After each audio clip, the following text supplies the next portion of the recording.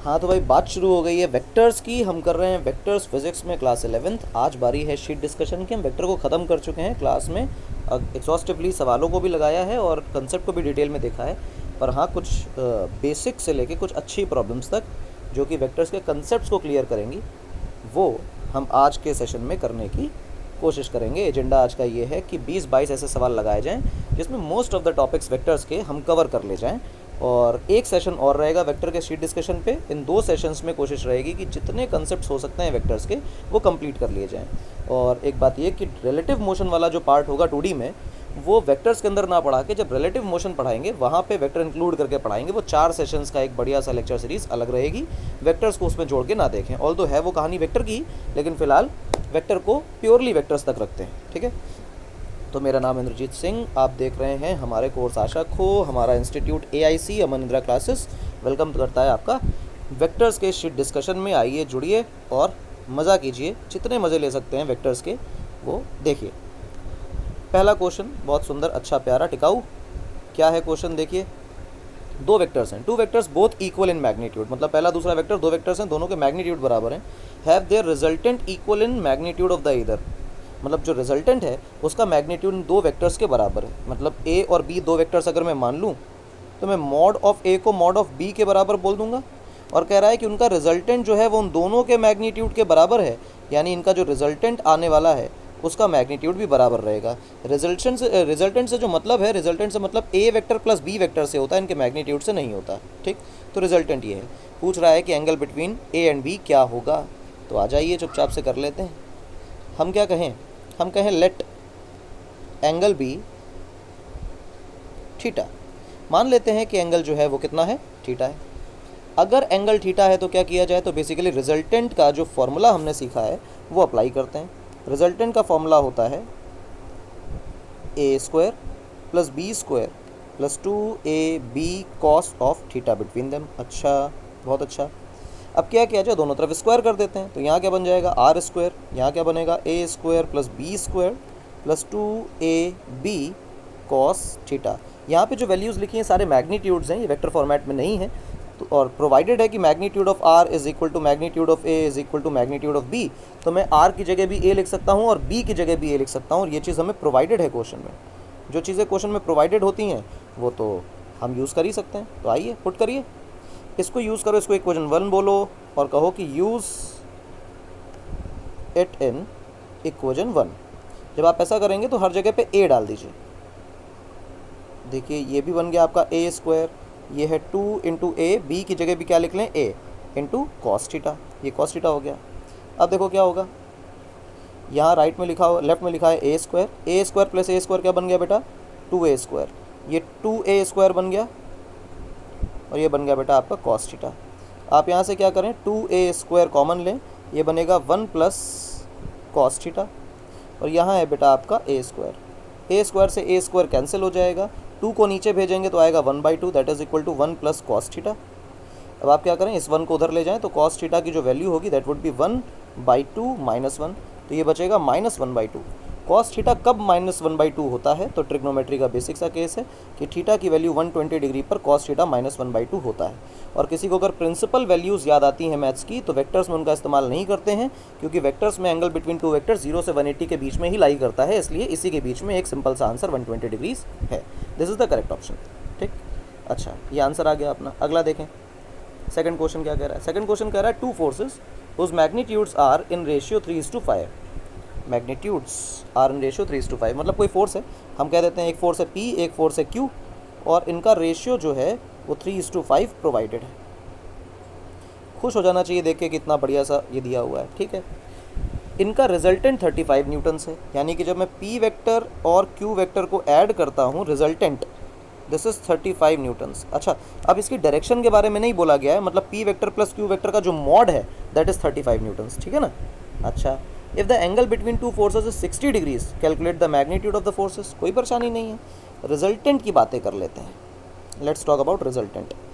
तो R² का फॉर्मूला बनेगा बेटा आपका P² plus Q² plus 2PQ cos theta.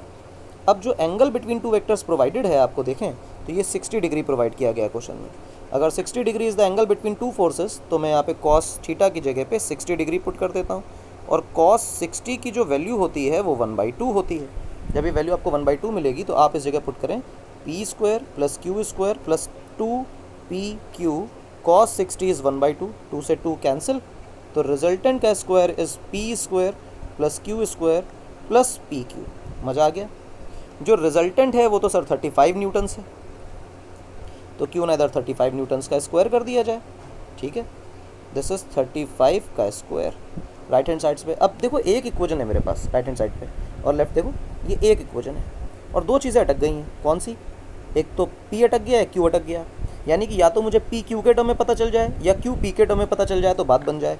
तो ऊपर आ जाइए, जो रिलेशन दिया है p/q इज इक्वल टू 3:5, तो हम क्या कह सकते हैं यहाँ से ऊपर वाली इक्वेशन से जो प्रोवाइडेड है, तो प्रोवाइडेड था कि p/q इज इक्वल टू 3/5, यानी कि p की जो वैल्यू है that is 3/5 times q। Clear है मेरी बात? और ये जो चीज़ है ये हमें प्रोवाइड की गई है, प्रोवाइडेड, और प्रोवाइडेड चीज़ों का तो इस्तेमाल जम के करना चाहिए, तो कर लो भाई। p की जगह डाल दो 3/5 इंटू क्यू का होल स्क्वायर प्लस q का square plus 3/5 into Q. Clear है? ऑफ कोर्स क्लियर है। 35 का अब आपको स्क्वायर करना है, चलो करते हैं। 35 के स्क्वायर को रहने दो, 35 तक ही रहने दो स्क्वायर, ठीक, अभी करेंगे, जो होगा देखा जाएगा। ये बन गया बेटा 9/25 into Q square plus Q square plus 3/5 into Q square. बहुत अच्छे। एक काम करो, राइट हैंड साइड से क्यू स्क्वायर को कॉमन ले लो, तो बचेगा बेटा 9/25, यहाँ बचेगा 1, तो यहाँ बचेगा 3/5। बहुत बढ़िया। अब क्या करें सर? एलसीएम लिया जाए। आओ भाई एलसीएम लेते हैं। ये रहा क्यू स्क्वायर, नीचे आया 25, ऊपर आया 9, यहाँ आया 25, और यहाँ कितना आएगा 15। समझ आ रहा है क्या कर रहे हैं? ऑफ कोर्स समझ आ रहा है। ये क्यू स्क्वायर है, फिर 25 15 हो गया 40, और 9 49, तो ये आ गया 49, ये आ गया 25। देखा 35 को स्क्वायर ना खोलने का फ़ायदा क्या है? अब दोनों तरफ स्क्वायर रूट कर दीजिए। स्क्वायर रूट करेंगे तो इधर आएगा 35, इधर आएगा सिर्फ क्यू, इधर आएगा 7, और ये हो गया 5। कोई दिक्कत नहीं। इसको आप काट दीजिए तो ये आ जाएगा 5, और 5 को आप ऊपर भेज दीजिए तो क्यू की वैल्यू आ जाएगी 25 न्यूटन्स। और अगर क्यू की वैल्यू 25 है तो पी का रिलेशन मुझे यहाँ पता है, P is nothing but 3/5 times Q, और Q की वैल्यू तो हमने 25 निकाली है। इसको कट करेंगे 5 आएगा, तो P की जो वैल्यू है आ जाएगी 15 न्यूटन्स। यानी कि मेरे दो आंसर्स हैं, एक P का एक Q का, है ना। तो हम लिख लेते हैं, जो मेरे P का आंसर है दैट इज़ 15 न्यूटन्स, और जो मेरे Q का आंसर है दैट इज़ 25 न्यूटन्स। ये दो आंसर्स हमारे पास चमत्कारी ढंग से आ गए हैं, और खुश रहिए इन आंसर्स के साथ। देखते रहिए अगले सवाल को। देखिए फोर्थ क्वेश्चन कह रहा है कि हाँ ये है आप। फोर्थ क्वेश्चन कहता है कि two forces P and 2P newton act on a particle, ठीक, if the first be doubled and second is increased by 20 newtons. मतलब पहले वाली फोर्स P को डबल कर दिया गया, 2P कर दिया गया, और दूसरी फोर्स जो 2P है उसमें 20 ऐड कर दिया गया। ऐसा करने पर जो रिजल्टेंट है उसकी डायरेक्शन चेंज नहीं होती है। ये नहीं है कि रिजल्टेंट नहीं बदलता है, रिजल्टेंट का मैग्नीट्यूड बदलेगा, but the direction of resultant is unaltered, मतलब डायरेक्शन नहीं बदलती। क्या है इस सवाल का लॉजिक? ये देखो, ये P फोर्स है मान लो, और ये 2P फोर्स है, ठीक। इन दो फोर्सेस में क्या किया गया कि फर्स्ट वाली को अब यहाँ कहीं मिल रहा होगा रिजल्टेंट, ये है एंगल अल्फ़ा। फर्स्ट वाली को कर दिया गया डबल, और सेकेंड वाली में 20 ऐड कर दिया गया। अभी भी जो रिजल्टेंट आ रहा है उसका मैग्नीट्यूड कुछ और हो गया है, बट ये एंगल अल्फ़ा ही बनाया जा रहा है। अच्छा, एंगल अल्फ़ा बनाया कहाँ से जा रहा है? ये P वाले से। तो अब किससे बनाया जाएगा? 2P वाले से। 2P वाले का मतलब जो P को डबल कर दिया गया, और यहाँ पे है 2P, तो यहाँ कितना है 2P प्लस 20। समझ आई बात? ये सीन है। तो सबसे पहले तो पहले केस की बात कर लेते हैं। शुरुआत में जब दो वेक्टर्स रहे होंगे, एक तरफ रहा होगा P, एक तरफ रहा होगा हमारे पास 2P, और यहाँ पे रहा होगा कुछ इसका रिजल्टेंट R, ये एंगल रहा होगा अल्फ़ा। कोई दिक्कत नहीं। अच्छा, ध्यान रखना है अल्फ़ा कहाँ से नापा गया है, बोला ही नहीं गया, तो हम कहीं से भी नाप सकते हैं, P से मान सकते हैं, 2P से भी मान सकते हैं, कोई फ़र्क नहीं पड़ता। बस एक बार जहाँ से अल्फ़ा नापा है वहाँ से दोबारा भी वहीं से ही मीज़र करना है, ठीक। अल्फ़ा को मीज़र करते हुए आपको रेफरेंस चेंज नहीं करना है। If I can write tan alpha, तो tan अल्फ़ा की वैल्यू होनी चाहिए 2P sin theta divided by P plus 2P cos theta. ये क्या किया सर आपने? ये बेसिकली ये है कि B sine theta upon A plus B cos theta वाला फॉर्मूला है, वही अप्लाई किया है। इसमें A कौन होता है? A वो होता है जहाँ से हम अल्फ़ा एंगल को मीज़र करते हैं। तो ये मेरा A बन गया और ये मेरा B बन गया। क्लियर है? हाँ। अब जो है ये कह रहा है कि जो छोटी वाली फोर्स है, फर्स्ट वाली फोर्स यानी P वाली फोर्स, उसको डबल कर दिया गया। डबल करने का मतलब 2P बना दिया गया। अच्छा, अगर उसको 2P बनाया गया और जो दूसरी फोर्स थी दैट वाज 2P, उसको उसमें 20 ऐड कर दिया गया, यानी 2P प्लस 20 हो गई ये फोर्स। पर जो रिजल्टेंट है उसका मैग्नीट्यूड बदल जाएगा, that would become R prime. लेकिन जो डायरेक्शन है वो अनअल्टर्ड है, यानी 2P से इस बेस वाले वेक्टर से अभी भी अल्फा एंगल पर ही है।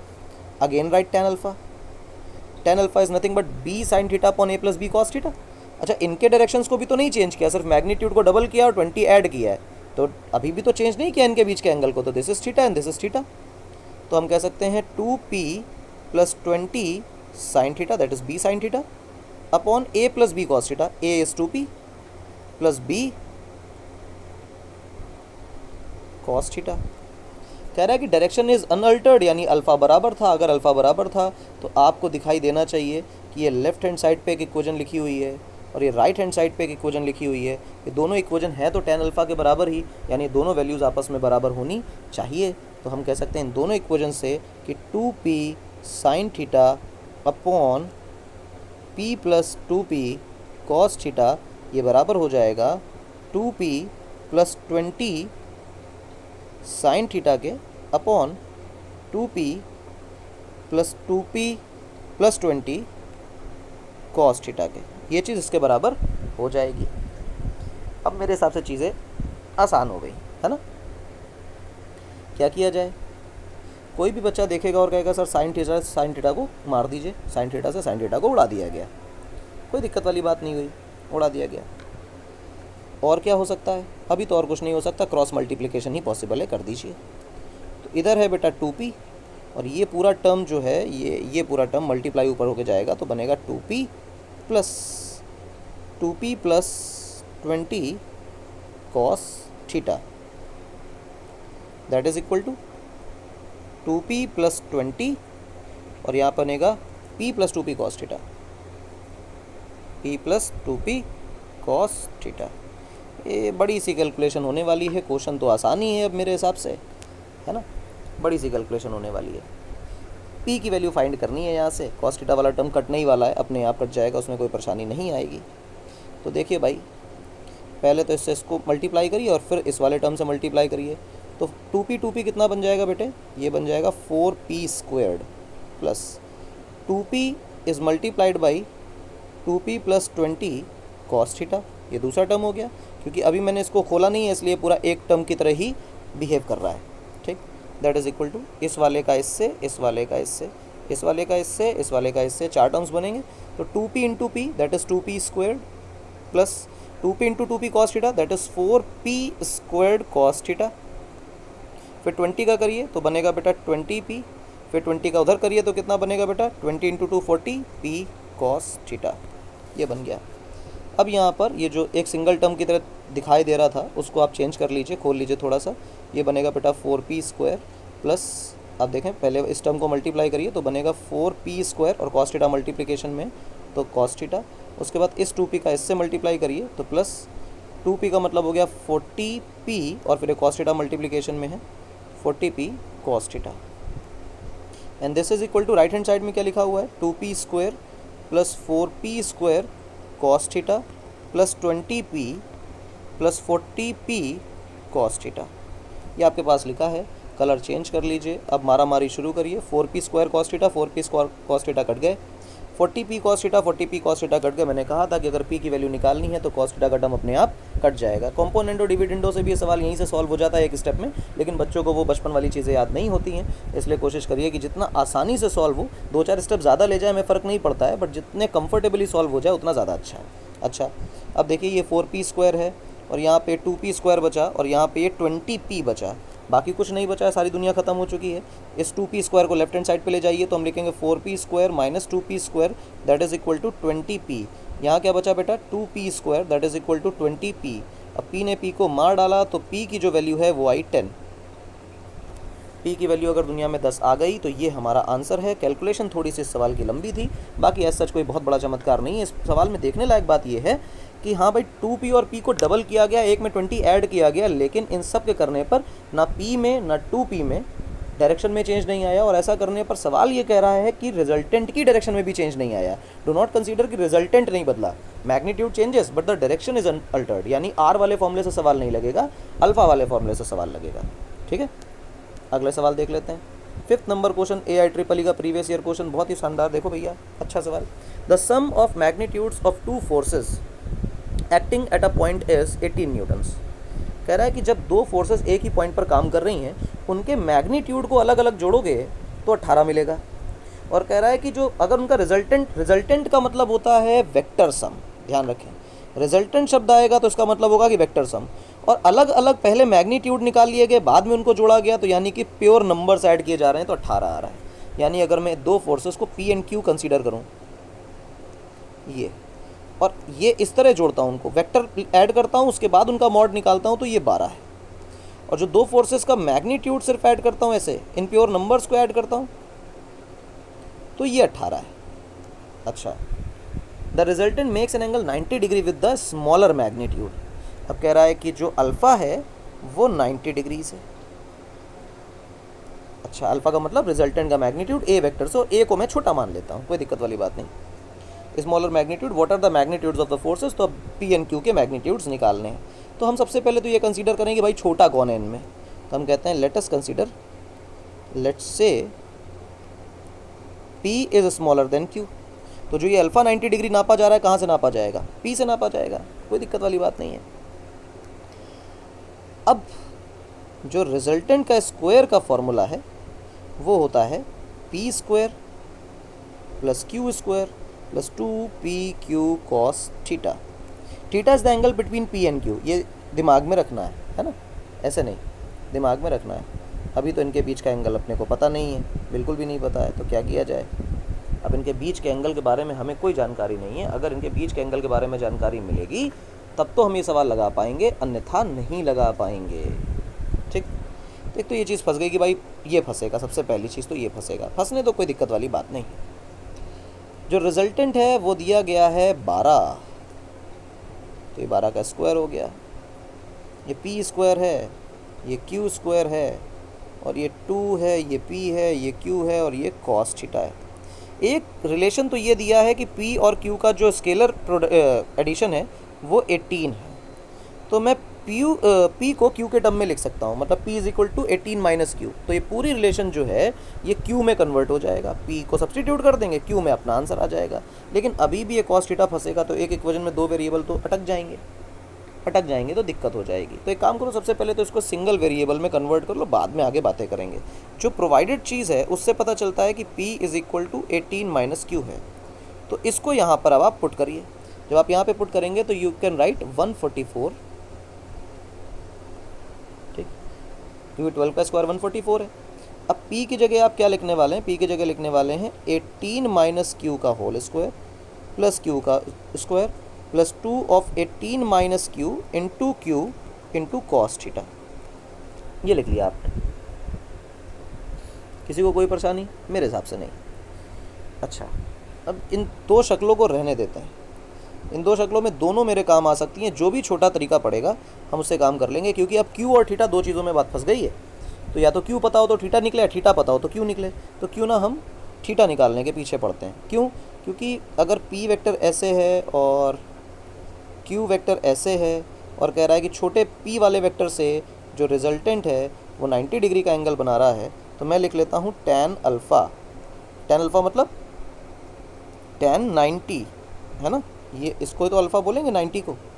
रिजल्टेंट का एंगल ए वेक्टर से, और ए वेक्टर वो है जहाँ से हम अल्फ़ा नाप रहे हैं। ए वेक्टर कौन है? P, क्योंकि P से एंगल बोला, छोटे वाले से एंगल बोला उसने। तो छोटे वाले से एंगल बोलने का मतलब ये है कि जिसको हमने छोटा कंसीडर किया P को, वहाँ से अल्फ़ा नापा जा रहा है, और जहाँ से हम अल्फ़ा नापते हैं उसको तो हम ए वेक्टर बोलते हैं। तो P बन गया हमारा ए वेक्टर। तो हम लिखेंगे tan अल्फ़ा बराबर B sine theta upon A plus B cos theta. तो B की जगह बन गया हमारा Q, तो Q sine theta upon P plus Q cos theta. अब tan 90 इज सिंपली इन्फानाइट, ये बन गया अपना q sine theta is upon p plus Q cos theta. अब इस पूरे टर्म को उछाल के ऊपर ले जाइए, इनफाइनाइट को नीचे ले आइए, तो आप कहेंगे p plus Q cos theta becomes q sine theta divided by infinity. Something by infinity is simply zero.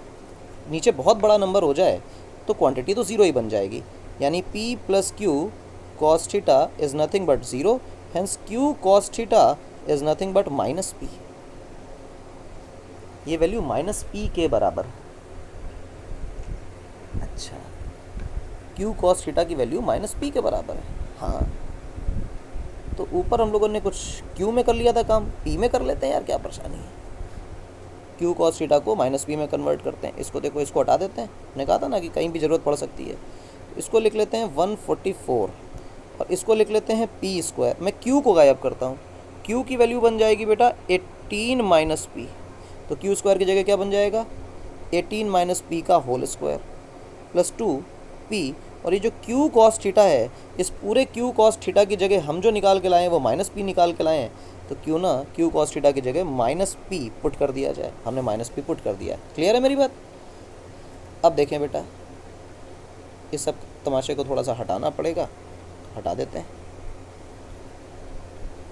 हटा नहीं यार, बुद्धू बना दिया है आपने। आएगा, आ जा भाई, काम ही कर लें दो बेटे।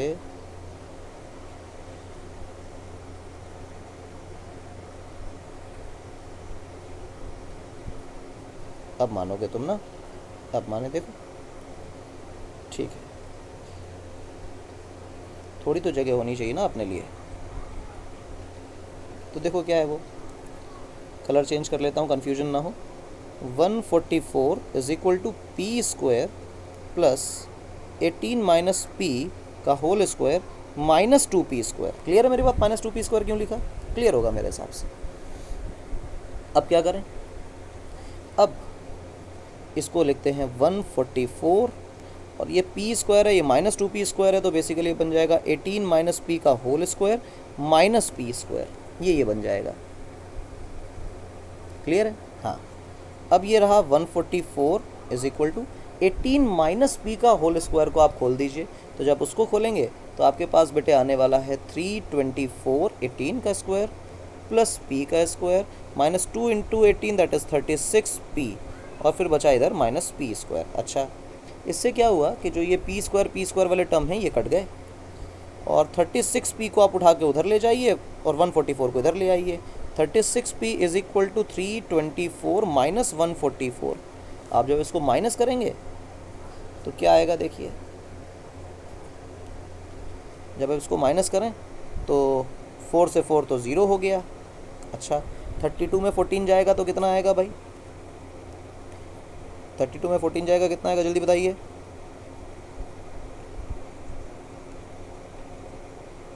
शायद ऐसे आना चाहिए कुछ, ठीक। ये हो गया आपका 36p, ये हो गया 36p। अच्छा, अब क्या किया जाए, अब इस 36p में से इसको डिवाइड कर दीजिए, तो मेरे हिसाब से p की जो वैल्यू निकल के आ रही है वो 5 न्यूटन्स निकल के आ रही है। सिंपल है? हाँ सिंपल है। अगर p की वैल्यू 5 न्यूटन निकल के आ रही है तो आपको पता है कि जो q है वो तो 18 माइनस p हुआ करता था, तो q की वैल्यू कितनी निकल के आई? 13 न्यूटन्स। तो आपके पास दो फोर्सेस हैं, one is 13 Newton, one is 5 Newton's. कोई परेशानी वाली बात नहीं, सिंपल कैलकुलेशन है, दिमाग में बातें रहनी चाहिए। छठवां क्वेश्चन देखें, स्टैंडर्ड क्वेश्चन है, बहुत इंपॉर्टेंट है। इसमें डायरेक्शन ऑफ वेक्टर बहुत अच्छी तरह पूछा जाता है। कह रहा है कि एक रेगुलर हेक्सागन है, रेगुलर हेक्सागन का मतलब सारे साइड सारे एंगल्स बराबर हैं। ये बीच वाला पॉइंट को ओ बोला गया है और इस ओ पॉइंट के रेफरेंस से ही सारी बातें की जाएंगी। तो देखो क्या कह रहा है सवाल में, कह रहा है कि प्रूव करो अगर रेगुलर हेक्सागन है तो A B vector, A C vector, A D vector, A E vector, A F vector का जो सम होगा वो ए ओ वेक्टर के बराबर होगा।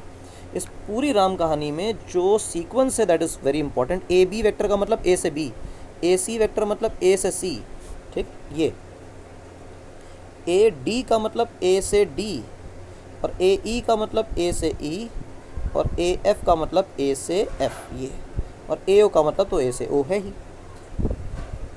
ये चीज़ें आपस में बराबर, ये सम करने पर 6 टाइम AO के बराबर आएगा, ये प्रूव करिए। तो हमने कहा चलो प्रूव करना शुरू करते हैं। सबसे पहली चीज़ तो इस पूरे पीले वाले को इरेज कर लेते हैं, वरना बहुत गंदा हो जाएगा, दिखेगा नहीं। ये इसका सेंटर है, थोड़ा सा गाढ़ा गाढ़ा कर लेते हैं, सारी लाइनें मैच नहीं कर रही मेरे बनाए डायग्राम में, इसलिए ये चीज़ O है। मैंने कहा AB वेक्टर है, AB का मतलब यहाँ से यहाँ, ये AB वेक्टर है, तो इसको AB को AB ही रहने दो। अब AC वेक्टर को तुम लोग अपने आप देखो, AC वेक्टर को तुम कैसे लिख सकते हो देखना।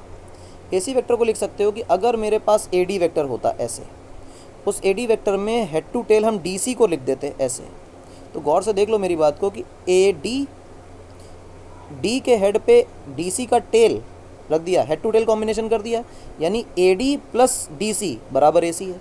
तो मैं इस AC वेक्टर की जगह जो अब लिख सकता हूँ वो लिख सकता हूँ AD vector plus DC vector. Clear है मेरी बात? बिल्कुल क्लियर है। अब AD वेक्टर जो लिखा है उसको आप AD वेक्टर ही रहने दीजिए, छोड़ दीजिए, कोई दिक्कत नहीं है। क्यों? क्योंकि अल्टीमेटली आपको AO का रिलेशन लाना है, और AO को देखो तो AD का आधा है, तो AD तो मुझे AO का रिलेशन दे ही देगा, इसलिए AD को छोड़ने की ज़रूरत नहीं, AE की चर्चा करो। Now let's talk about AD। मैं इसको इरेज कर दूँ पहले, तो गंदगी हटा दूँ यहाँ से। अब AE को देखो, AE को मैं कैसे कह सकता हूँ? AD वेक्टर, और AD में हेड टू टेल जोड़ दें अगर DE वेक्टर को, तो क्या AE बन जाएगा? हाँ, तो हम लिख लेते हैं AD vector plus DE vector. दिमाग में एक बात रखना कि सीक्वेंस बहुत इंपॉर्टेंट है। अब AF बचा, इस AF को कैसे लिखा जाए? तो इस AF वेक्टर को कैसे लिख सकते हैं? सोचो भैया, AF वेक्टर को कैसे लिखें? तो मेरे हिसाब से जो AF वेक्टर है वो बिल्कुल CD वेक्टर के पैरेलल है और इक्वल भी है, क्योंकि रेगुलर हेक्सागन बोल रहा है। हाँ, अगर मैं DC वेक्टर लिखने जाऊँ, DC वेक्टर देखना गौर से, अगर मैं DC वेक्टर लिखने जाऊँ तो क्या DC वेक्टर CD का जस्ट उल्टा है? हाँ, और अगर DC वेक्टर CD का जस्ट उल्टा है तो AF का भी तो जस्ट उल्टा ही है। हाँ, क्योंकि AF वेक्टर CD के बराबर है, तो AF को हम लिख सकते हैं minus times DC vector. Regular hexagon की कहानी की वजह से हो पाया ये। अच्छा, अब क्या करें? कुछ नहीं, खोलिए, ये रहा आपका AB वेक्टर। अच्छा, एक चीज़ और भी देखना कि AB बचा हुआ है ना अभी, हमारे पास कहीं जीवन में ये DE भी आया है, DE वेक्टर। जो आर्ग्यूमेंट मैंने DC और AF के लिए लिया, अगर मैं AB को देखने की कोशिश करूं तो लेफ़्ट टू राइट है, और DE को देखने की कोशिश करूं तो पैरेलल ही है पर राइट टू लेफ़्ट है। तो क्या मुझे दिखाई दे रहा है कि जो DE है, DE ये वो क्या AE का जस्ट ऑपोजिट है और बराबर है, यानी नेगेटिव ऑफ वेक्टर है। हाँ, तो एक काम करें, DE को माइनस AB ना लिख लें? बिल्कुल लिख लें। तो आइए देखिए, ये रहा AB वेक्टर, ये रहा AD वेक्टर, ये रहा DC वेक्टर, ये रहा AD वेक्टर, ये रहा AD वेक्टर। जहाँ DE आया वो बन गया माइनस AB वेक्टर, अभी दिखाया था, और ये बन गया बेटा आपका माइनस DC वेक्टर। अब आप काटना पीटना शुरू करिए, काम करना शुरू करिए। AB और माइनस AB निपट लिए, DC और माइनस DC निपट लिए। अब आपके पास 3 तरह के AD बचते हैं, AD AD AD। तो basically answer is 3 AD vector. पर हमें तो 6 AO प्रूव करना था, तो आइए देखिए, आपको दिखाई देगा कि AO वेक्टर ये है और AD वेक्टर ये है। क्या रेगुलर हेक्सागन होने की वजह से आपको दिखाई देता है कि AD बराबर 2 टाइम्स AO है? हाँ, और एक ही डायरेक्शन में भी है, देखो। तो AD की जगह हम लिख सकते हैं 2 टाइम्स AO वेक्टर। OA लिख दिया मैंने गलती से, AO वेक्टर है। क्या बन गया? 6 टाइम्स AO वेक्टर। हाँ, 6 टाइम्स AO वेक्टर बन गया, प्रूव हो गया। इसी टाइप का एक क्वेश्चन जेईई मेंस में इस साल भी आया है। 2020 का सवाल है शायद, इस साल तो नहीं, शायद 2020 या 2019 का सवाल है शायद, एकदम एग्जैक्टली इसी टाइप का है। ये पर्टिकुलर क्वेश्चन मैंने जो कराया है ये हेक्सागन पे बेस्ड है, और जो जेईई मेंस का क्वेश्चन है वो ऑक्टागन पे बेस्ड था, और सिमिलर थ्योरी है, उसमें कोई चमत्कार नहीं, अलग सवाल नहीं है। करिए भाई अगला सवाल देखिए। The resultant vector of P and Q is R। कोई दिक्कत नहीं, जब हम डायरेक्शन को रिवर्स कर देते हैं Q की तो रिजल्टेंट जो है वो S बन जाता है। तो फिर प्रूव करिए कि फलाना फलाना रिलेशन होल्ड होता है। हमें कोई दिक्कत नहीं, कर लेते हैं।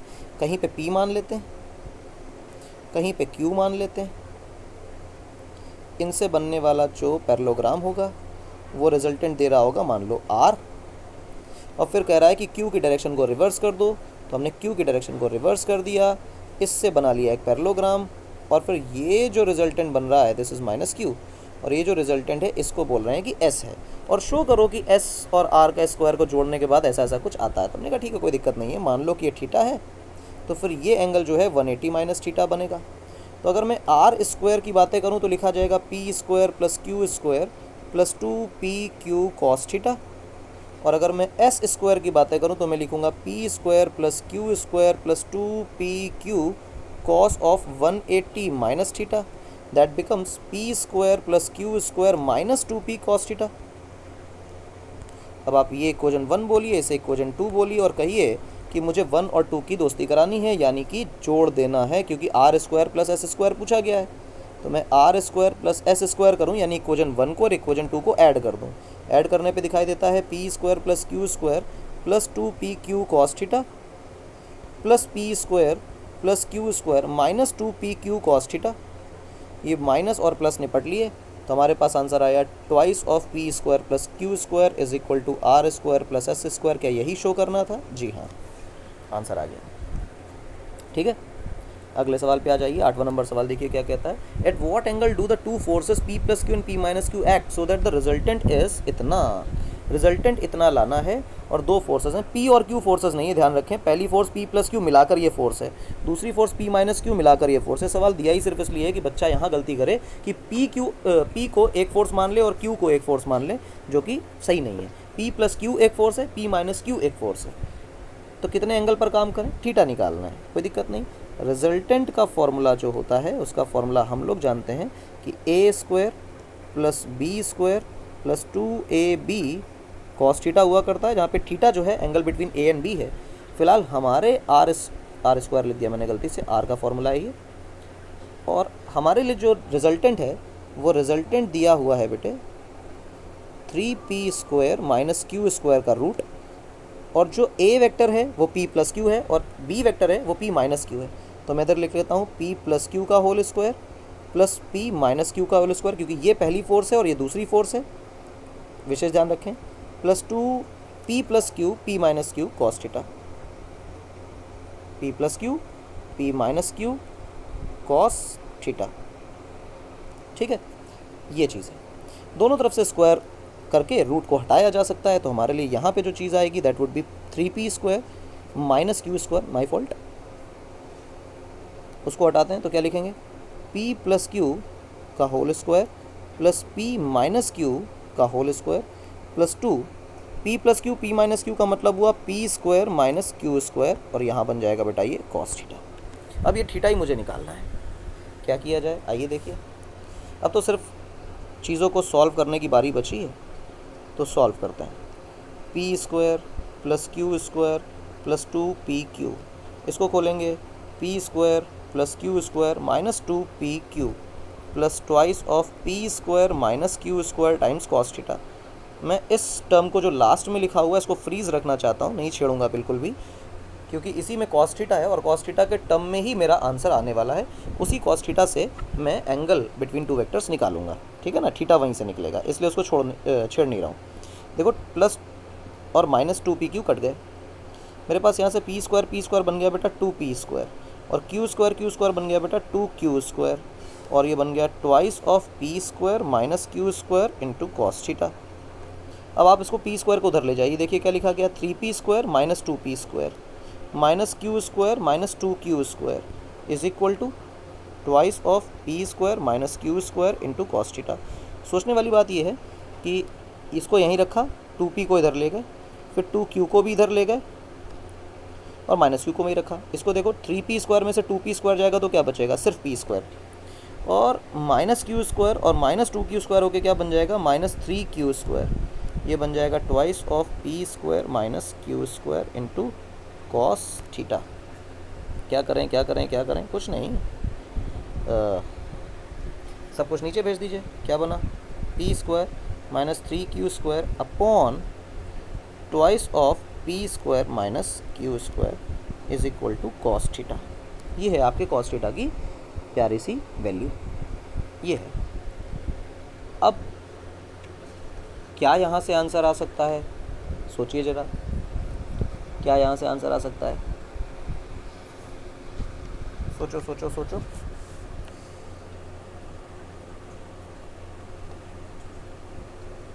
क्या मैंने कोई गड़बड़ी करी है? बस एक चीज़ देख लें, 3p² माइनस q²। हाँ, क्योंकि आंसर नहीं आएगा। एक छोटी सी मिस्टेक मुझसे हुई है कि मैंने अपनी शीट में से ये जो 3p² माइनस q² लिखा है, this is really 3p² plus q²। ये थोड़ा सा एरर है इसमें, तभी मैं सोचूं कि आंसर इतना कॉम्प्लिकेटेड क्यों आ रहा है। इतना कॉम्प्लिकेटेड नहीं आना चाहिए, तो ये मैंने गलत नोट किया हुआ है शीट से। ये प्लस q² हो जाएगा, सॉरी, ये तो वो प्लस q² होगा, तो यहाँ पे ये प्लस q² हो जाएगा। और तुम्हें देखने पे पता चलेगा कि अगर 2p में से q को घटाएंगे तो माइनस q² बचेगा। इस वजह से यहाँ भी ये जो चीज़ है ये p² माइनस q² रहेगी। और फिर तुम्हें देखने को पता चलेगा कि ये जो चीज़ है इससे कट गई, और cos थीटा की जो वैल्यू है वो 1/2 आ गई। इससे पता चला कि जो थीटा की वैल्यू है वो 60 डिग्रीज आ गई, है ना। क्वेश्चन थोड़ा सा गलत नोट था डेटा, वो 3p² माइनस q² नहीं था, वो 3p² प्लस q² था। तो जब ये प्लस हो जाएगा तो अपने आप ये p² माइनस q² फॉर्मेट ले लेगा। ठीक, सिंपल क्वेश्चन है, ज़्यादा टफ नहीं है। Find a vector A B and its magnitude if it has initial point A and final point B, फलाना फलाना पॉइंट्स दिए हैं। बातें पूछ रहा है तो कोई दिक्कत वाली बात नहीं है। मेरे पास एक कोऑर्डिनेट सिस्टम ज़रूर होता है। जब भी कभी बातें की जाएंगी वेक्टर फॉर्मेट की, तो मेरे पास कोऑर्डिनेट सिस्टम तुरंत आ जाएगा। एक्स वाई जेड मैंने एक्सेस ले लिए, एक पॉइंट है कहीं ए, एक पॉइंट है कहीं बी, ये पॉइंट है मेरा ओरिजिन, ये है ओ ए, ये है ओ बी। अगर मेरा इनिशियल पॉइंट ए और फाइनल पॉइंट बी है तो पक्का पक्का जो मेरा वेक्टर है वो ऐसे बन रहा होगा। तो इसका मतलब ओ B vector minus O A vector जो होगा वही मेरा ए से लेके बी वेक्टर तक की कहानी बनाएगा। ए बी वेक्टर, ए से लेके बी तक। क्लियर है मेरी बात? फाइनल पॉइंट ये है। तो कैसे निकाला जाए? ए बी वेक्टर का मतलब होता है कि चुपचाप से वेक्टर्स को माइनस कर दीजिए, कोई परेशानी वाली उसमें बात नहीं है। तो जो ओ ए वेक्टर को आप लिखेंगे तो ओ ए वेक्टर आप लिखेंगे 1i cap plus 2j minus k cap, देखो कोऑर्डिनेट्स दिए हुए हैं उसके।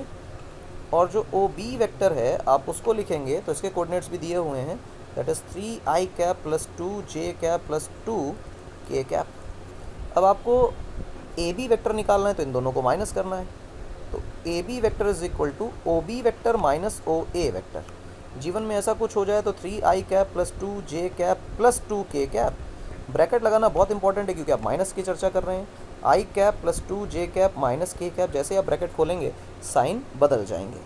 साइन को बदल दीजिए, बात बन जाएगी।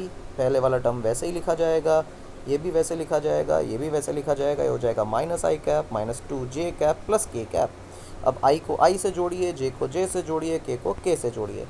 जब आप ये काम करेंगे तो आप क्या लिखने वाले हैं? आप लिखने वाले हैं 2i कैप, j से j तो कैंसिल हो जाएगा और फिर बन जाएगा प्लस 3k कैप। ये आपका आंसर है, ख़त्म। 10वां सवाल देखिए क्या है। कह रहा है कि find a unit vector parallel to resultant of A and B. Unit vector निकालना है जो कि इन दो वेक्टर्स के रिजल्टेंट के पैरेलल आए। यूनिट वेक्टर हमेशा किसी नोन वेक्टर का निकालते हैं। जिस भी वेक्टर के पैरेलल हमें यूनिट वेक्टर निकालना होता है, जिस वेक्टर के अलोंग यूनिट वेक्टर निकालना होता है, हम कोशिश करते हैं कि वो वेक्टर खुद ही पता कर लें और उसी वेक्टर का यूनिट वेक्टर निकाल दें तो उसी डायरेक्शन में यूनिट वेक्टर मिलेगा। तो बेसिकली इन दोनों के रिजल्टेंट के पैरेलल यूनिट वेक्टर निकालना है, तो हमें रिजल्टेंट वेक्टर पे चर्चा करनी चाहिए, that is A vector plus B vector, और जो रिजल्टेंट आए उसी का यूनिट वेक्टर निकाल देना चाहिए। i cap plus 4j cap minus 2k cap plus 3i cap minus 5j cap plus k cap. ये मेरे दो वेक्टर्स जुड़ रहे हैं। अब चर्चा क्या होनी चाहिए कि i से i को जोड़ेंगे, j से j को जोड़ेंगे, k से k को जोड़ेंगे। ठीक, बहुत अच्छी बात। i से i को जोड़ेंगे तो आएगा 4i कैप, j को जोड़ेंगे तो आएगा माइनस j कैप, k को k से जोड़ेंगे तो आएगा माइनस k कैप। कोई गड़बड़ी तो नहीं हुई? बिल्कुल नहीं, मेरे हिसाब से गड़बड़ी नहीं हुई है, काम चल रहा है। अच्छा, अब अगर मुझे यूनिट वेक्टर चाहिए तो यूनिट वेक्टर किसके अलोंग चाहिए? इनके रिजल्टेंट के अलोंग चाहिए। तो मुझे क्या करना है? मुझे करना है इस रिजल्टेंट वेक्टर का उसी रिजल्टेंट वेक्टर के मॉड से डिवाइड, तो यही हमारा रिक्वायर्ड यूनिट वेक्टर हो जाएगा। अच्छा, रिजल्टेंट वेक्टर है क्या? 4i cap minus j cap minus k cap divided by, इसका मैग्नीट्यूड कैसे लिखेंगे? ये x डायरेक्शन में कंपोनेंट है, y डायरेक्शन में कंपोनेंट, z डायरेक्शन में कंपोनेंट, यानी कि 4 का स्क्वायर प्लस माइनस 1 का स्क्वायर प्लस माइनस 1 का स्क्वायर। बहुत बढ़िया। अब कैसे लिखा जाए? देखो भाई, unit vector is equal to 4i cap minus J cap minus K cap, direction तो वही हो गई, डिवाइडेड बाई 4 का स्क्वायर इज 16, 1 का स्क्वायर इज 1, 1 का square is 1, that is 4i cap minus J cap minus K cap divided by √18। ये हमारा सुंदर सा आंसर है किसका, यूनिट वेक्टर का। खेलते रहिए, 11वें सवाल पे आ जाइए।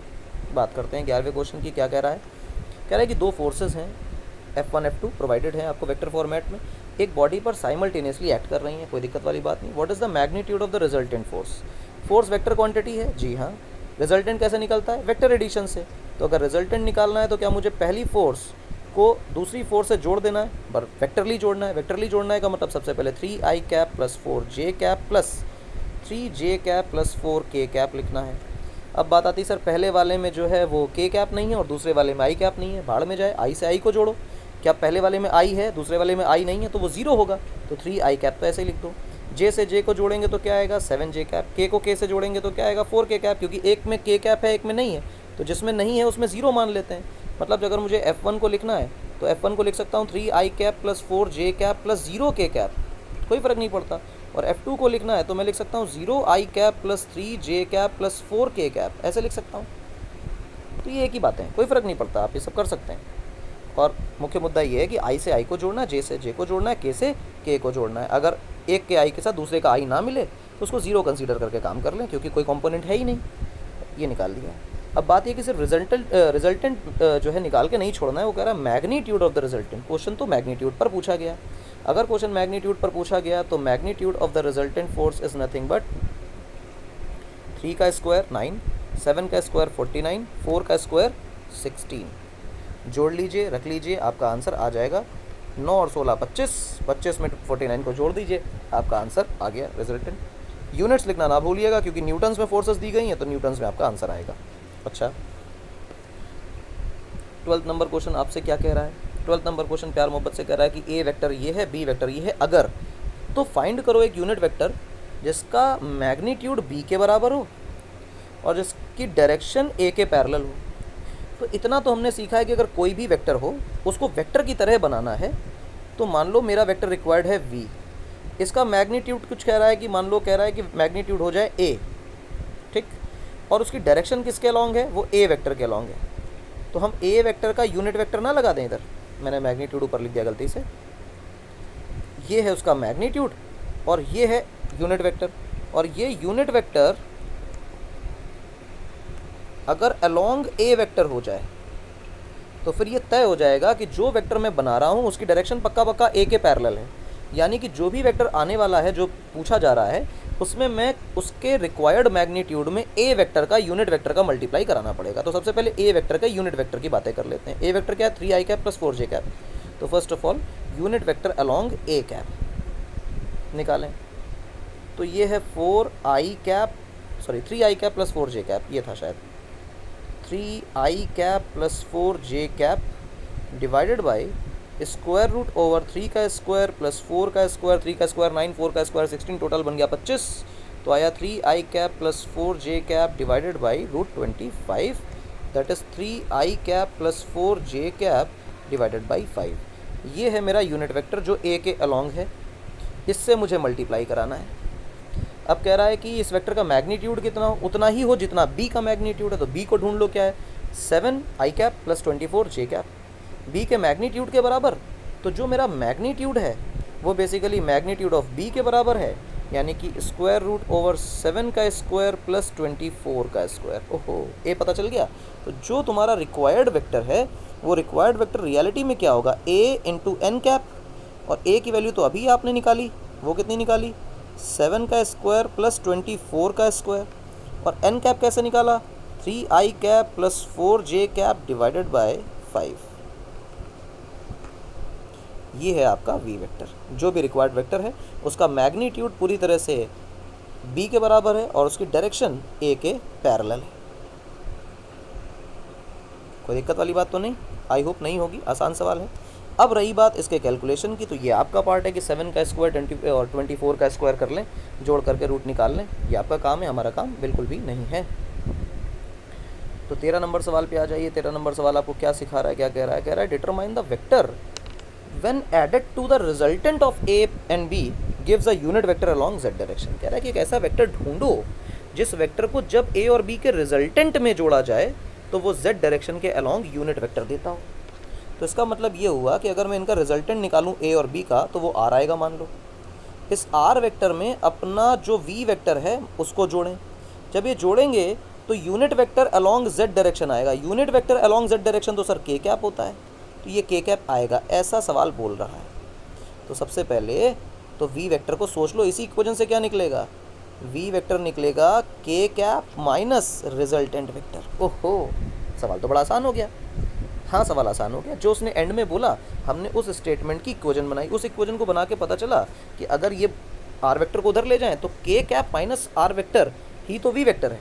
यानी कि अब रिजल्टेंट निकालना, k वेक्टर तो नोन ही है, k कैप z डायरेक्शन का यूनिट वेक्टर, तो अगर रिजल्टेंट वेक्टर निकल आए तो बात बन जाए। अब रिजल्टेंट कैसे निकलेगा, तो आइए देखिए भैया, रिजल्टेंट भी निकाल लेते हैं। उसमें क्या है, रिजल्टेंट कैसे निकलेगा, resultant vector is nothing but a vector plus b vector. अगर resultant vector a plus b vector है तो इसका मतलब ये है कि जो रिजल्टेंट वेक्टर है that is 2i cap minus 4j cap minus 6k cap plus 4i cap plus 3j cap plus 3k cap. जोड़ेंगे तो आपके पास i से i जुड़ेगा तो आएगा 6i कैप, माइनस और प्लस तो माइनस j कैप, माइनस और फिर ये प्लस तो आएगा बेटा आपका minus 3k cap. Resultant vector आ गया, मज़ा पूरी तरह से आ गई। फीलिंग आएगी k कैप में से हमें माइनस करना है 6i cap plus j cap plus 3k cap. ये क्या किया आपने, अरे रिजल्टेंट वेक्टर है, इसको यहाँ उठा के रखोगे क्योंकि यहाँ माइनस साइन लगा है तो इन सबके साइन बदल जाएंगे। अच्छा, बहुत अच्छी बात। ये k पॉजिटिव है, ये k पॉजिटिव है, बना क्या, minus 6i cap plus j cap plus 4k cap. ये वो वेक्टर निकल के आया कि जिसको जब रिजल्टेंट में जोड़ा जाएगा a और b के तो वो सिर्फ z डायरेक्शन का यूनिट वेक्टर देगा, यानी कि k कैप देगा।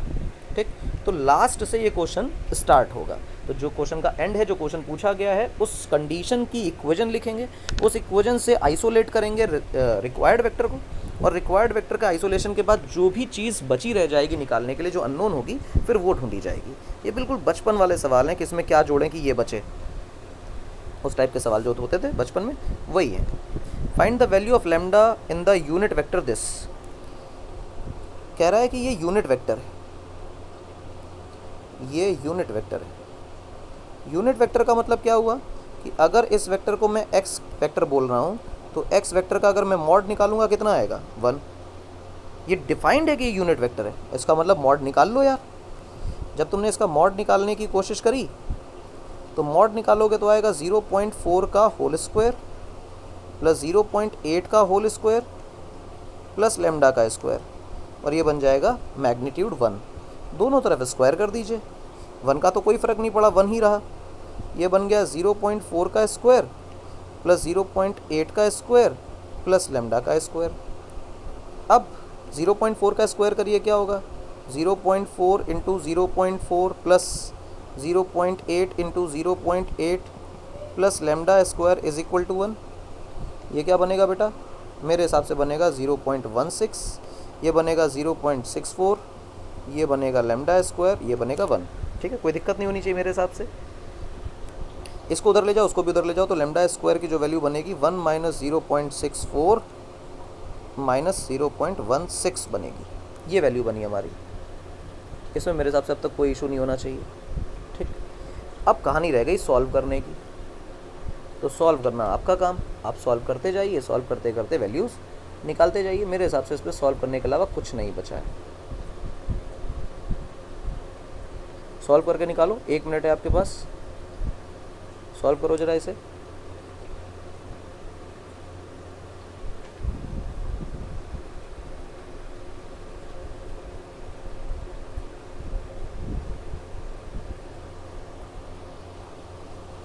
मैं भी सॉल्व करता हूँ। लैम्डा की वैल्यू हो जाएगी square root over 1 minus 0.64 minus 0.16। Answer आ रहा है किसी का, किसी का आंसर आ रहा है?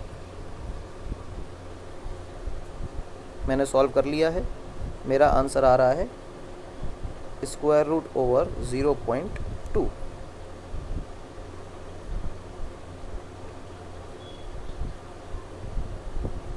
ये क्या किया आपने, सर तो सॉल्व ही नहीं किया। ऐसे सवालों में इससे ज़्यादा सॉल्व नहीं करते हैं। और अगर किसी को इसमें रूट हटा के डेसिमल में और गंदी गंदी वैल्यूज़ निकालनी है, यू कैन फाइंड इट। मेरी इच्छा नहीं है इससे ज़्यादा सॉल्व करने की, क्योंकि अब बात मैथमेटिक्स की बची है, फिजिक्स खत्म हो गई। आगे बढ़ते हैं। 3 को प्लेनर वेक्टर्स। इस सवाल में यही सबसे बड़ा ड्रामा है कि इसमें लिखा हुआ है को प्लेनर वेक्टर्स। बच्चा देखता देखते ही डर जाता है, पर आगे देखो क्या कह रहा है कि ए वेक्टर ऐसा है, बी वेक्टर ऐसा है और सी वेक्टर ऐसा है। कह रहा है कि मैग्नीट्यूड ऑफ रिजल्टेंट बताओ। अरे को प्लेनर होते या ना होते, रिजल्टेंट तो A vector plus B vector plus C vector ही होता ना, और उनका मैग्नीट्यूड तो वैसे निकलता जैसे निकाला जा रहा है। तो को प्लेनर लिख करके इस सवाल के अंदर थोड़ा सा भड़काने की कोशिश करिए। तो resultant vector is nothing but A vector plus B vector plus C vector. A vector कितना है बेटा 4i cap minus J cap. B vector कितना है बेटा -3i cap plus 2j cap. C vector कितना है बेटा -3j कैप। आप जोड़ दीजिए सबको। जोड़ेंगे तो क्या आएगा, गौर से देखिए। आई कैप से आई कैप को जोड़ें तो 4i cap -3j cap is I cap, minus J cap plus 2j cap -3j cap. तो माइनस माइनस ये दोनों हो गए प्लस 4j कैप और प्लस का 2j कैप मतलब -2j कैप। ये आया मेरा रिजल्टेंट वेक्टर। तो मॉड ऑफ रिजल्टेंट वेक्टर कितना बनेगा, that would be under root of इसका 1 कोफिशिएंट, इसका -2 कोफिशिएंट, तो 1 का स्क्वायर प्लस -2 का स्क्वायर, यहाँ से आएगा 1 प्लस 4 दैट इज √5। ये आ गया आपका आंसर। ठीक है, आगे देखें। Find the angle between vectors A and B. इन दोनों के बीच का एंगल पता करना। जीवन में कभी भी अगर कभी ऐसा हो जाए कि ए और बी के बीच का एंगल पता करने का सवाल आ जाए तो आपको डॉट प्रोडक्ट दिमाग में आना चाहिए। तो डॉट प्रोडक्ट अगर दिमाग में आएगा तो कॉस थीटा के टर्म में आंसर आसानी से आ जाता है। मुझे पता हो कि ए डॉट बी क्या है, तो वो तो होता है सर ए का मॉड बी का मॉड और कॉस थीटा। तो सर कॉस थीटा क्या बनेगा, कॉस थीटा बनेगा sir ji A vector dot B vector divided by mod of A mod of B. मज़ा आ गया। कॉस थीटा को कंपेयर करके थीटा निकाल लेंगे यार। हाँ, मतलब दो बातें हैं, एक तो डॉट निकालना और एक मैग्नीट्यूड्स निकालना। तो ए और बी की मैं वैल्यूज़ निकाल लेता हूँ। ए का मॉड देखो, ए की वैल्यू कितनी है, पहला कोफिशिएंट 1, दूसरा प्लस का 2 और तीसरा -1। माइनस से फ़र्क नहीं पड़ता, स्क्वायर ही हो जाने वाला है। 1 का स्क्वायर 2 का स्क्वायर 1 का स्क्वायर। इसमें देखो -1 +1 -2, 1 का स्क्वायर 1 का स्क्वायर 2 का स्क्वायर। प्लस प्लस क्यों ले रहे हो, माइनस भी लोगे तो वो स्क्वायर ही हो जाएगा, इसलिए बार बार बोल रहा हूँ कि कोई दिक्कत नहीं आएगी। ए का मैग्नीट्यूड आ गया 114 तो आ गया √6, और बी का मैग्नीट्यूड को देखोगे तो 114 आ गया √6। क्लियर है। तो ए और बी के मॉड तो √6 आ गए। तो यहाँ पर हम लिख देते हैं √6 multiplied by √6 that is simply 6। अब आता है ए डॉट बी निकालना। तो ए डॉट बी के लिए आप देखें कि ए और बी दिए क्या क्या है।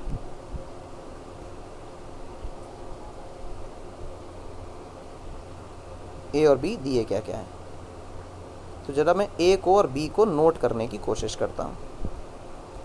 देखना बेटे, मैं थोड़े से जगह बना लूँ इधर। ए वेक्टर लिखा हुआ है I cap plus 2j cap minus K cap, और बी वेक्टर जो दिया हुआ है वो दिया हुआ है -i cap plus j cap minus 2k cap, ये लिखा हुआ है। अच्छा, अब ज़रा मैं नीचे इसके डॉट लगा लेता हूँ। a डॉट b करो चाहे b डॉट a करो, आंसर एक ही आता है। तो i cap plus 2j cap minus k cap dotted with -i cap plus j cap minus 2k cap. Dot करो i से i का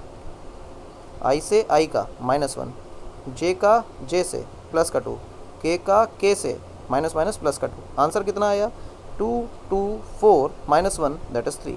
a dot b is nothing but 3। Value put करिए ऊपर, यहाँ आ गया 3। तो जो कॉस थीटा की वैल्यू है गौर से देखिए तो आ गई 3/6। तो cos theta becomes 3/6 that is 1/2।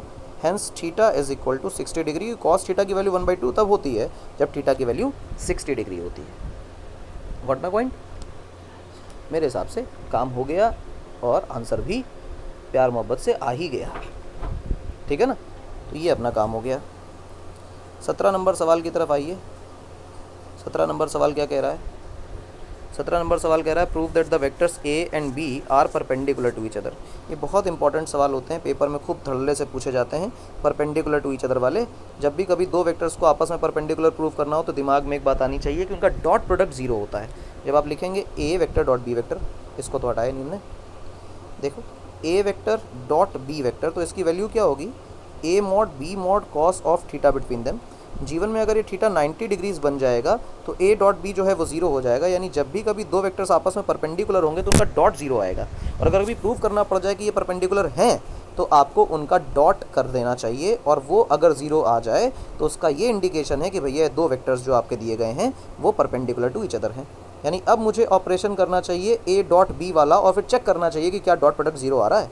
तो आई cap plus 2 J cap plus 3 के कैप, ये मैंने ए वेक्टर लिखा, ब्रैकेट लगाया, डॉट लगाया, 2 I cap minus J cap ये लिख दिया। आई का आई से, जे का जे से, के का के से डॉट होता है। मैं आगे जीरो के कैप भी लिख देता हूँ वरना कंफ्यूज होंगे कुछ बच्चे, क्योंकि उसमें जे नहीं के नहीं दिया है तो के लिख लेते हैं। अच्छा, मल्टीप्लिकेशन तो सबका सबसे होता है पर हम करते नहीं हैं।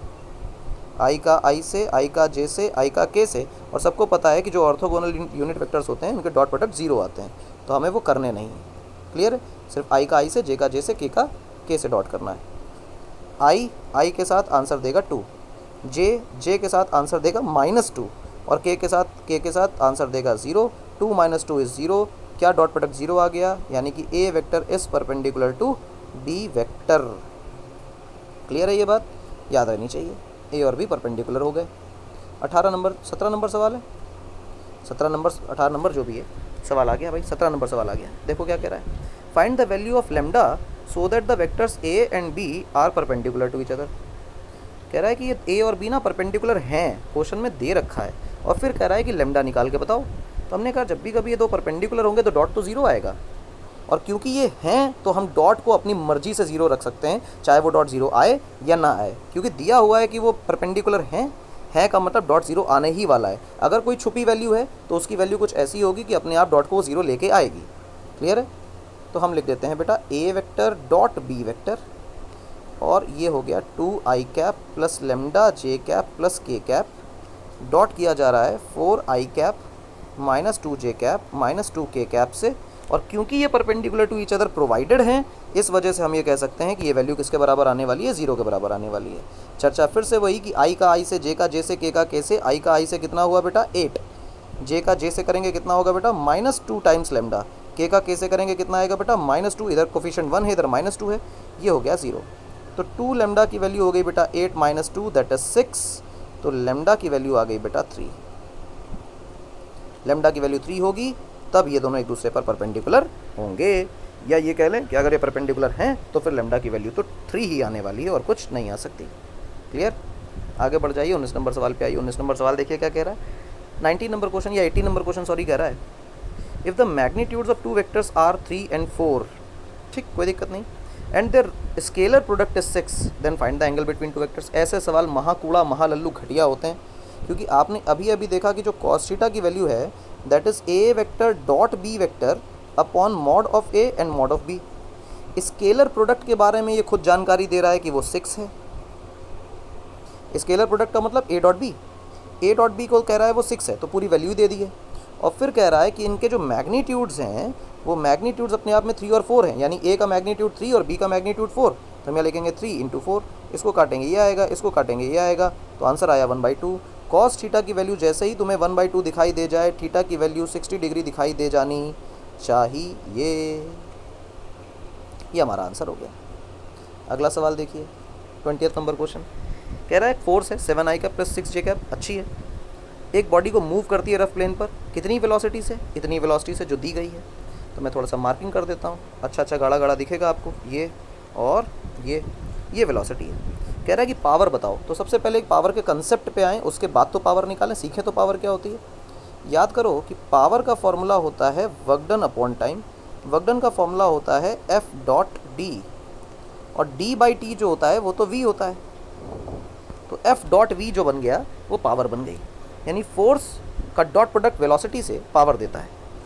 तो यार कोई दिक्कत नहीं, पावर पूछ रहा है तो F.V लगा देना है।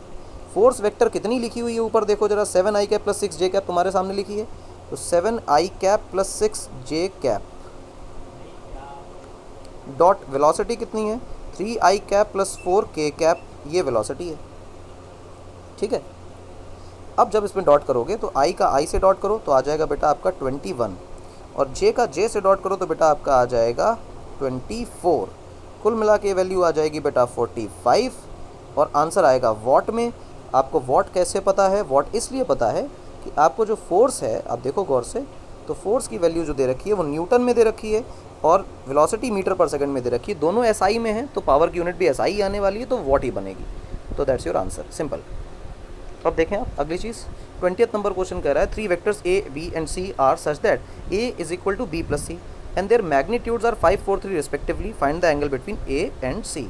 मेरे हिसाब से ये वैल्यू अगर किसी को नहीं भी पता है तो मैं ए बी सी वेक्टर बना सकता हूँ, और जो हम लोगों ने क्लास रूटीन में कर रखा है उसे देख के तुरंत ही आंसर आ जाएगा।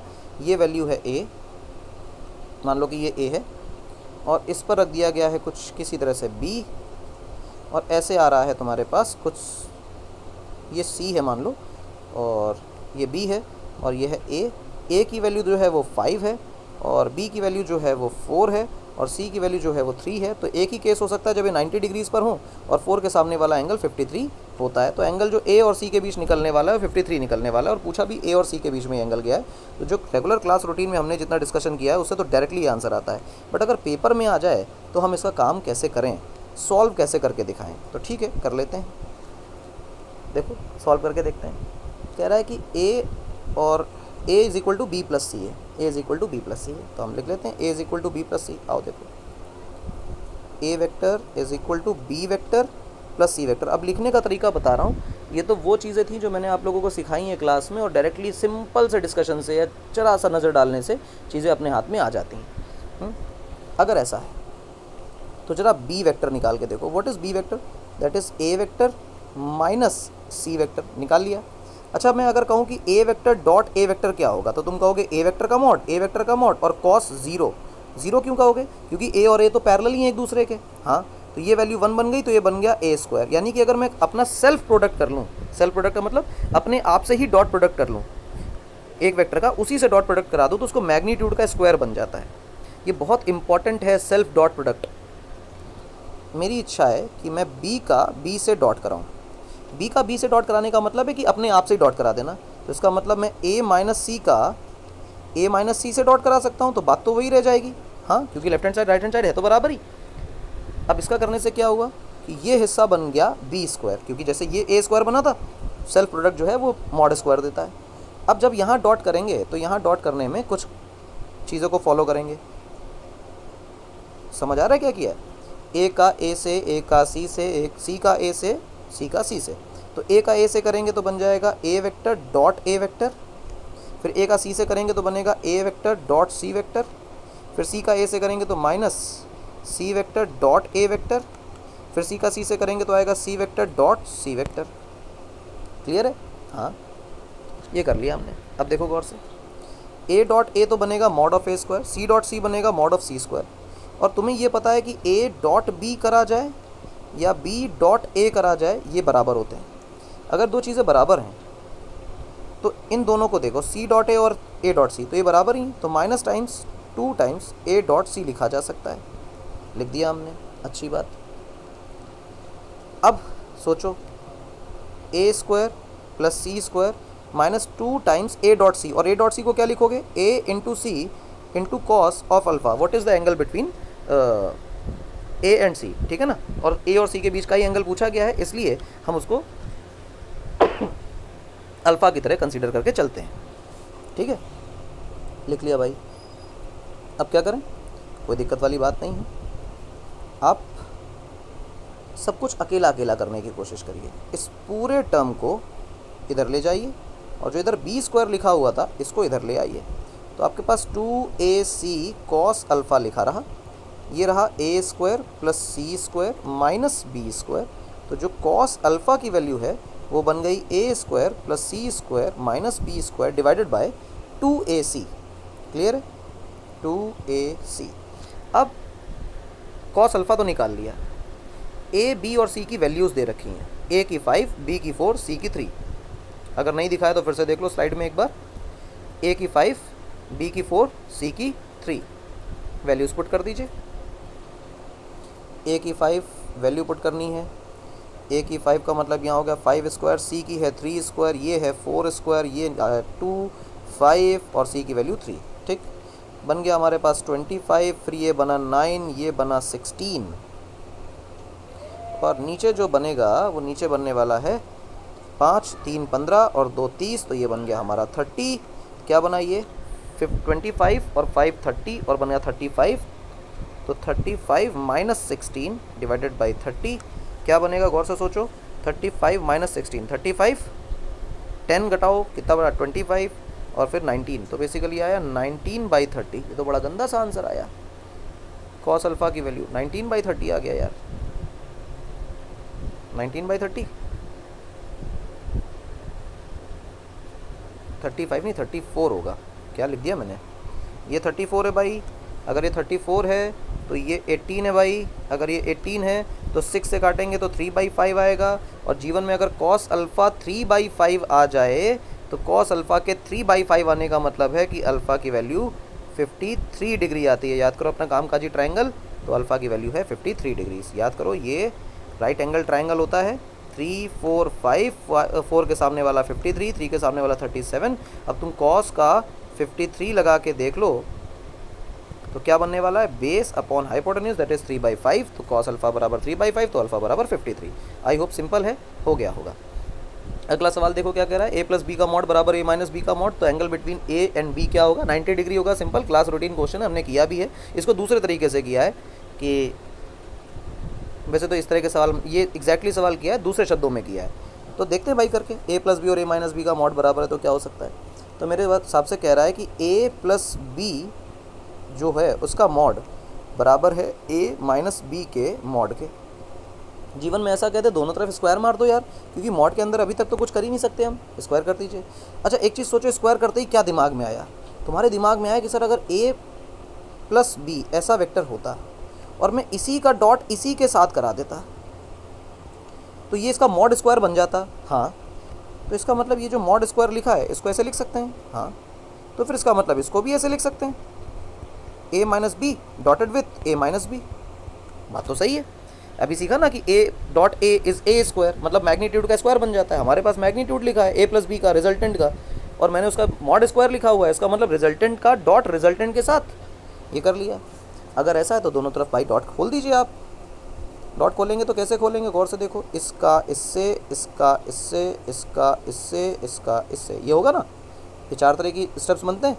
तो ए का डॉट ए से तो बनेगा ए डॉट ए, फिर ए का डॉट बी से तो बनेगा ए डॉट बी, फिर बी का डॉट ए से तो बनेगा बी डॉट ए, फिर बी का डॉट बी से बनेगा तो बी डॉट बी। ये बन गया, दैट इज़ इक्वल टू यहाँ इससे, यहाँ इससे, यहाँ इससे, यहाँ इससे क्या बनेगा, देखो गौर से, A dot A minus A dot B, फिर minus B dot A, minus minus plus B dot B. आपको क्या दिखाई देने लग गया, ए डॉट ए जो कुछ भी होता है सर वो तो ए का स्क्वायर ही होता है, मॉड स्क्वायर आता है। अभी देखा था हमने self product is mod square.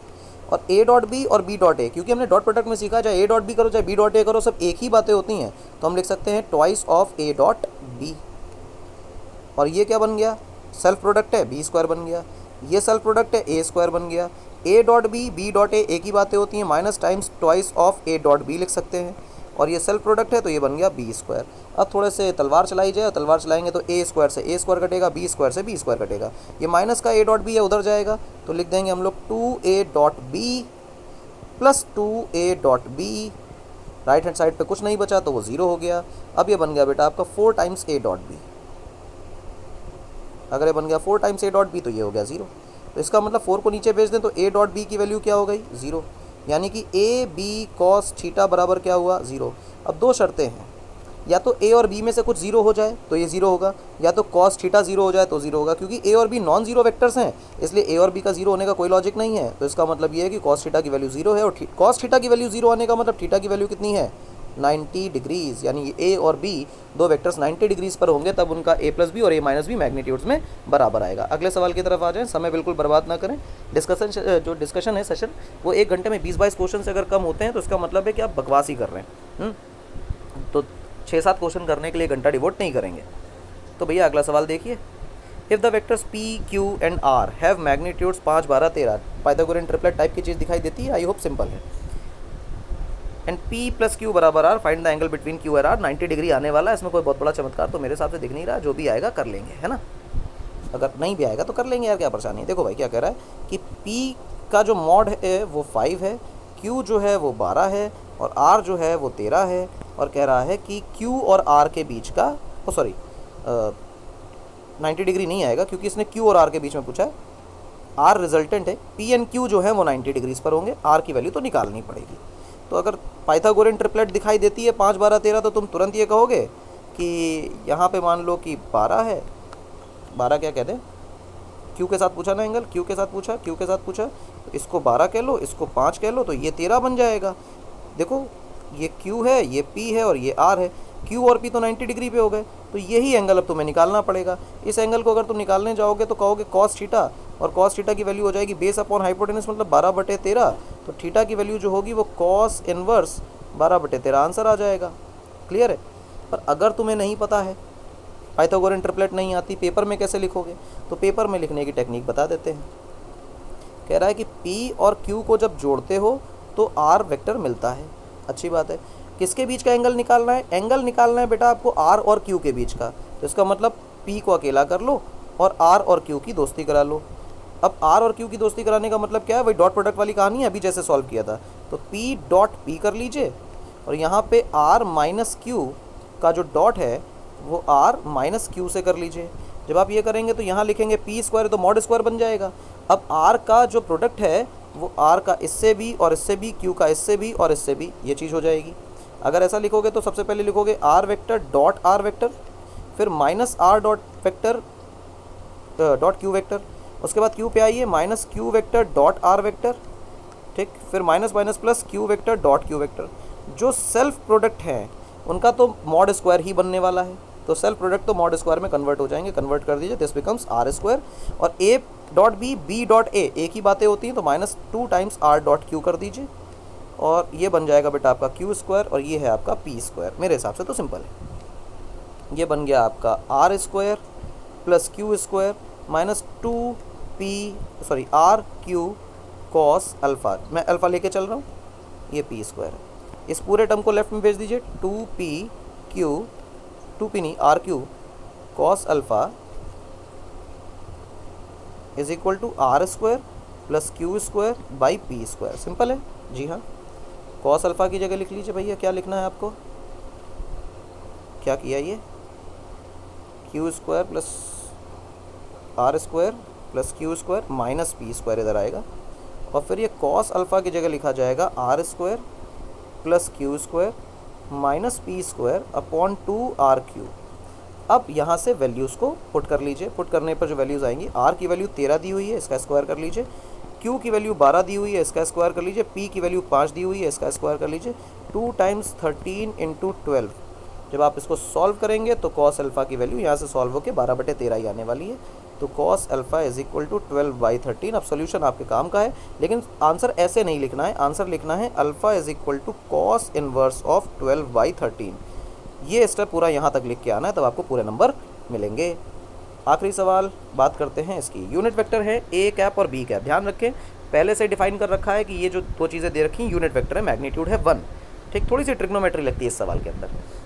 उसके बाद कह रहा है कि प्रूव करो कि ए माइनस बी का जो मॉड होगा वो ऐसा ड्रामेबाजी होगी, जबकि इनके बीच का एंगल थीटा है। तो हमने कहा ठीक है, बीच का एंगल थीटा रहने दो, हमें क्या परेशानी है, जो मर्जी वो कर दो, हमें तो आंसर निकालने से मतलब है। अगर ए वेक्टर और बी वेक्टर थीटा एंगल पर इंक्लाइंड है, ए वेक्टर और बी वेक्टर यूनिट वेक्टर है, तो जो इनका रिजल्टेंट आने वाला है उस रिजल्टेंट की वैल्यू तो ऐसे लिख देंगे ना हम लोग, ए का स्क्वायर प्लस बी का square plus 2AB cos 180 minus theta. Sir ji अभी तो आप थीटा बोल रहे थे, अब 180 माइनस थीटा क्यों है?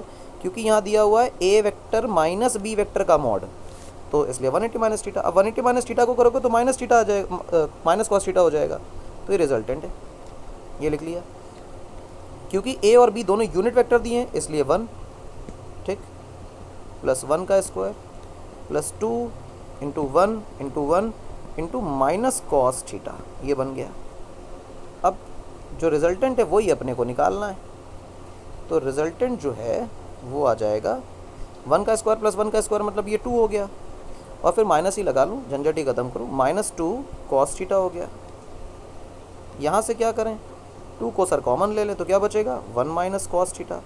अब यहाँ से जिसको ट्रिग्नोमेट्री आती है उसका आंसर आ जाएगा, जिसको ट्रिग्नोमेट्री नहीं आती उसका आंसर नहीं आएगा। कॉस 2 थीटा का एक फॉर्मूला होता है, that is 2 cos square theta minus 1। ये क्या हुआ, गौर से देखो, यहाँ पे 2 थीटा लगा है और यहाँ पे लगा है थीटा। तो अगर मेरे पास यहाँ पे होता कॉस थीटा तो यहाँ क्या लिख देते, cos square theta by 2 minus 1 लिख सकते थे। हाँ, इसी की तरह एक और फॉर्मूला होता है, वो क्या होता है बताते हैं, होता है 1 माइनस 2 साइन स्क्वायर थीटा।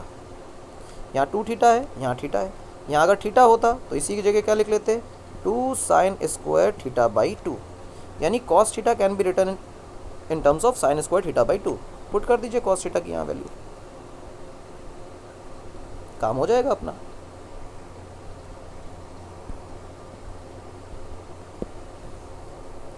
क्या लिखा गया भाई, 2 1 माइनस ये जो कुछ भी है लिख दीजिए। तो 1 माइनस ये जब लिखेंगे तो ये तो कॉस थीटा की वैल्यू है, तो ये हो जाएगा -1, मतलब ये प्लस का 1 है, ये बन जाएगा -1 और माइनस का बन जाएगा plus 2 sine square theta by 2। 1 से 1 कैंसिल, तो जो वैल्यू बनेगी वो बनेगी बेटा 4 साइन स्क्वायर थीटा बाई 2।